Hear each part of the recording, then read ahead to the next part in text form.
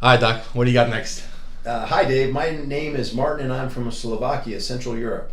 That can give you an idea how popular videos are. Woo! Cool. I've seen Dr. Rand giving some general information about Anavar, how 40 milligrams per day is considered a safe dose. But there seems to be a lot of controversy and a fierce war of opinions, even in the comments under your videos, as to whether Anavar/oxandrolone shuts you down or not, and whether you need post-cycle therapy after an Anavar-only cycle. Literally hundreds of people are arguing about this all over the world, and it would be great if someone could solve this for us, and I think Dr. Rand could be that person. I'm not interested in stacking Anavar with something else. The question is whether Anavar alone shuts you down or not, whether you need PCT, or is this dose dependent? If Dr. Rand is talking about 40 milligrams of Anavar a day being a safe dose, would you need PCT after that? It would be great if Dr. Rand could comment on this, because this would help to explain the truth and myths about Anavar once and for all. Big thank you to Dave, and especially Dr. Rand. Keep educating people. Best regards, Mark. Okay, hold on 1 second. Yeah. So whatever you get an answer here, you know what that means.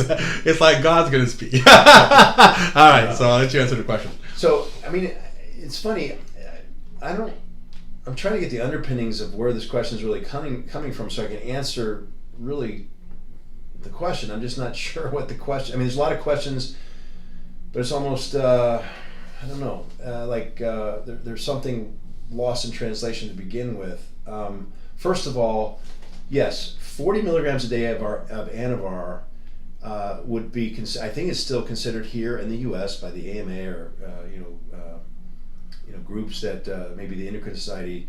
I don't know. I have to check the specifics, but if you look it up on a PDR or Hippocrates, if you look at standard dosing, the maximum dose is still, I think, generally regarded as 40 milligrams per day as a replacement dose for a male.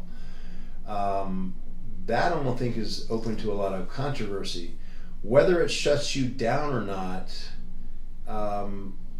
if you're using Anavar, I guess is a cycle, for whatever reason you're cycling it, meaning you're using it for a period and then going off it. Right. Then presumptively it would be used for something like a wasting disorder.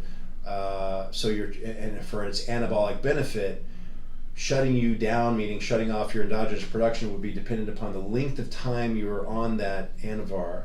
The dosage, not so much the dosage, by the way, but the dosage does come into play. It's more the length of time you're on it and your age.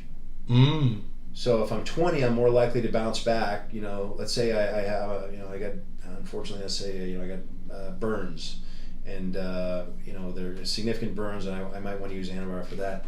And I'm on it for 3 months. I'm gonna bounce back pretty quickly to my own endogenous production. Everything else aside, the damage from the burns hopefully not affecting me, other than superficially. I don't know. But you get my point. And but at 50 years old, if I were to go and use Anavar for 3 months, it might take me 3 months to readjust. Who knows? And certainly if I were on it for a year, a longer time. So I can't answer as to whether or not you would need post-cycle therapy. Quite frankly, post-cycle therapy, the need for it is a myth. You don't need it. It's just a lot more pleasant to go through. Going off of something that has replaced your endogenous production, if you have something to smooth that transition. You want to know the fastest way to get your own production back? What is it? Cold turkey, baby. Oh. I mean, seriously, your pituitary is going to scream at your testicles to start producing testosterone again by that third week point. Right. You're miserable, and arguably it's a faster way to do it. I think you could also argue a faster way to do it would be not so much post-cycle therapy, but we've talked about using HCG or anything that would stimulate the testicles to continue producing while you're using exogenous testosterone, so that if you did go off of testosterone, I use this all the time to try and preserve fertility in someone who maybe is 40 years old, hadn't had children yet, and needs testosterone replacement therapy. Right. When they go off, if they need to.